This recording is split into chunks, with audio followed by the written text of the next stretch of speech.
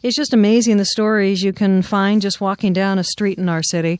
Earlier today, our colleague Sheila North Wilson was walking down Portage Avenue. She saw a young man picking up garbage as he made his way down the street. And at first she thought maybe he was working for a construction site that was nearby. But then Sheila realized he wasn't doing it for pay. He was doing it because he cared. She was intrigued, followed him into a store, which Sheila often does with people. She just bumps into up there and often comes back with some amazing stories and learned something quite amazing about this young man. It's a pleasure to have Michael Cook with us here this afternoon. Hi, Michael. Hello, Margot. Thanks for coming in.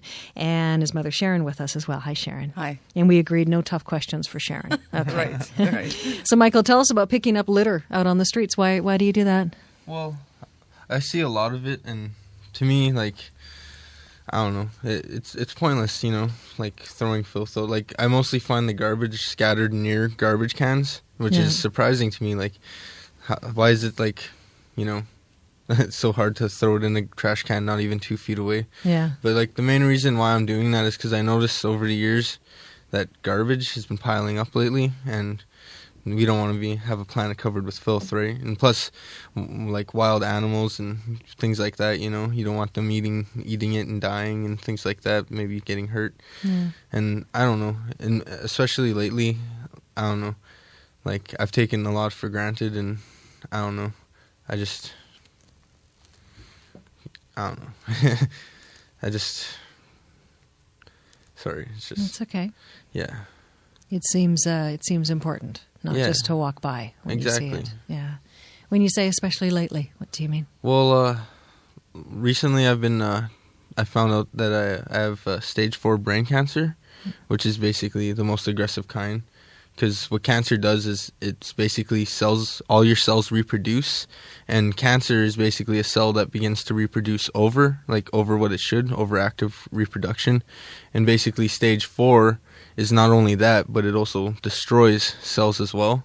Right. And basically, to me, I don't know, I've taken a lot for granted, and now I want to kind of make up for it, kind of thing. Now, stage 4 brain cancer, that sounds awful. What's the prognosis for that? Basically, because I'm so young, it's so rare for someone my age to have any kind of cancer, that basically the outcome of what will happen it's unknown.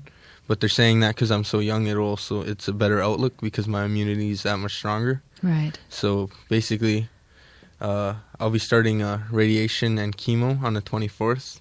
And then that'll be for 5 days a week for 5 weeks. Right. And then after that's done, the radiation, they can't do it again just because it's harmful to my immune system and blood cells. So just next week you start your treatment. So you just found out about this? Well, I found out that I had a tumor about a month ago now. Yeah. And then after that, they brought me in and basically cut me open and took a sample. Yeah. And then a few days later, they told me that it was stage 4 brain cancer. And what goes through your head when you hear those words? Well, it was really hard for me to accept, but it was mostly that I didn't want others to worry, because I have a thing about like pity in that, like when other people worry, that causes me to worry for them, and like things like that. But I don't know. Basically, I've come to terms with it, and that's all you really can do is look forward to the next day, kind of thing. So I see Mom nodding when you're talking about not wanting the pity and all that. Yeah. What's this been like for you, watching your young son go through this here? Well, actually, when I found out, Michael didn't know already that I had found out. It was right after the surgery was done. Michael was heavily sedated. The doctor had pulled me in the office, and he told me that my son basically, he had cancer and that he had 6 months to maybe 3 years to live. Well, I can only hear cancer. And I didn't say anything. The doctor wasn't there, basically, after that. And then when, I guess tears were dropping. I didn't realize that. And all I remember is him walking out the door, come back in and getting me Kleenex. And he told me he hated this BS, which was happening to my son. He couldn't believe it because he said when he went into my son's head, it was like going into someone who had cancer between the ages of 60 to 75. So that's how bad it was when they went into my son's head and cut him open and took it out. And see, what had happened is prior to this, when they did the MRI, he didn't see it until that day he did the surgery. Just moments before he did the surgery, that's when he seen the MRI, and that's when it was positive on both sides. Yeah. And but when they went into his head, like I said, it was the doctor was shocked. And of course I cried, and I said, I can't tell my son that he has cancer. I cannot tell him that. I said, and I was crying, you know. So I was really, really tired and exhausted, and I was talking backwards. So my son, being like a father to me sometimes, it does go the opposite. He helped you through it. Oh, yeah. He just says, Mom, go home and get some rest. And that's exactly what I did. But then I phoned later, and I talked with the male nurse that was on staff, and he told me that the doctor was in, and that he told my son he had cancer. Yeah. Well, I just started crying. I guess I made this male nurse cry too. And then he was born again Christian, so he went to go talk to my son and apologize for making me cry. And when I went in the next day, Michael says, "Oh, I guess you know." And I said, "Yeah, I know." And I didn't know whether to hug him because he's like me. I don't like the pity, and I think that's probably where he gets it from. Same as I got 2 other girls, and they're pretty much like that. They're tough, they're strong, and they don't like pity. Yeah. So... Now, Michael, you talked about not wanting to take things for granted, especially with this news now of yours. What do you mean by that?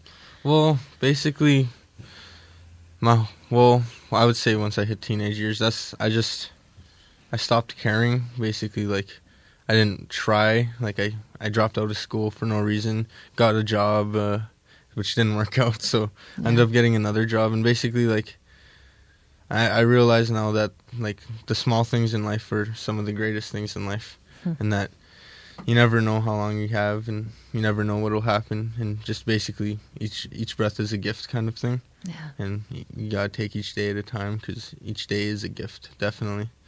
But you're a teenager. When you're a teenager, I mean, all you're supposed to do is just think about yourself, right? Yeah. It's not about the world or anyone else often, right? Yeah. That's normal. Yeah. But it's, you probably feel a lot older than 18, I'm guessing now. Yeah. Mentally, I would say he's probably up in his 80s. He's very, very intelligent and very wise.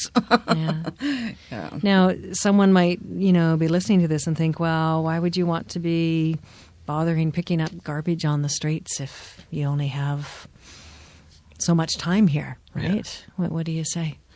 Well, I would say that, basically...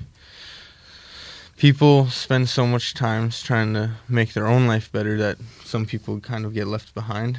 Like, their lives are, like you think that your life is so horrible, like these small problems every day, like, oh, my boss is mean, I don't have a lot of pay. Well, a lot of people don't even have jobs and things like that. And then, like, horrible things like cancer and things like that can happen as well. But I don't know, it's just, if you can help someone else have a better life, then maybe someday they'll do the same for someone else. And things like that. So you start your treatment next week, and how do you think you'll spend the next few months, let's say, of your life? What do you plan to do? Well, for the next few months, I'm just planning on healing, getting better, resting, supporting my mom, because I know she'll need it as well.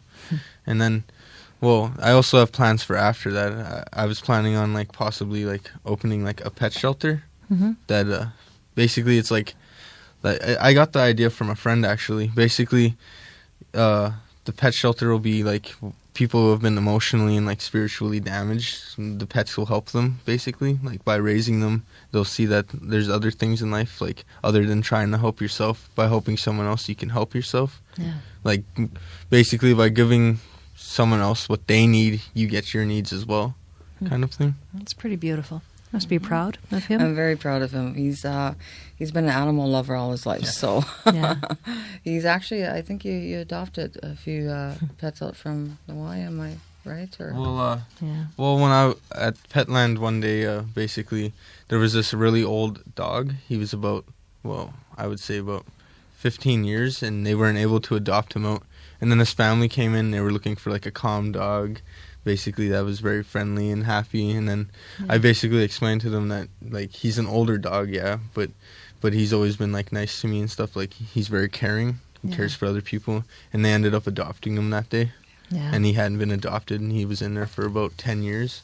That's wonderful. Are you scared? Of what's happening? I was at first, but then I came to terms with it, and like it was interesting. A few weeks before I actually found out about it, I became a born again Christian, and my uncle was as well. He's who helped me, and I've been going to church with him for the past few Sundays. And then people would say like, well, then how do you have faith? Because like things like that, like something horrible came. You can't blame God for what happens. Like it's life. You know, without struggle you can't grow. Things like that. Well, we sure wish you well in the next while, and maybe we'll be talking to you when you're opening your animal shelter. Yeah. Good. Thanks for coming in. Thank Right, you. thank No you. problem. Talking to Michael Cook and his mother, Sharon.